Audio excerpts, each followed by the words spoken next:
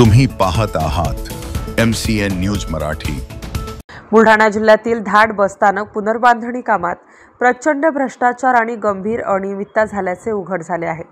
MSRTC कडून मिळालेल्या माहितीनुसार बसस्थानक पुनर्बांधणीच्या कामातील तब्बल 2.50 कोटी रुपयांचा निधी गडप झाला असून बसस्थानकाचे बांधकाम ठप्प पडले आहे। यामुळे नागरिक व प्रवाशांची सरळ फसवणूक झाल्याने संताप व्यक्त होत आहे। 16 मार्च 2024च्या निर्णयानुसार कंत्राटदार यश अनिल मंडोवारा यांना धाड बसस्थानक पुनर्बांधणीचे काम सोपवण्यात आले होते।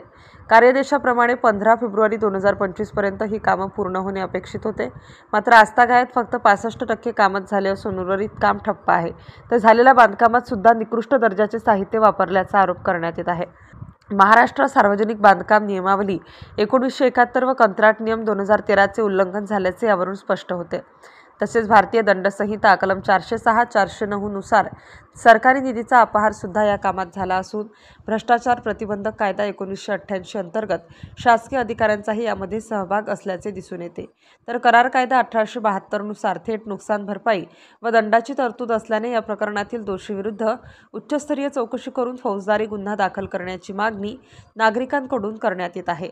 MCN न्यूज मराठीकरिता शेख अजीज मोहम्मद, धाड।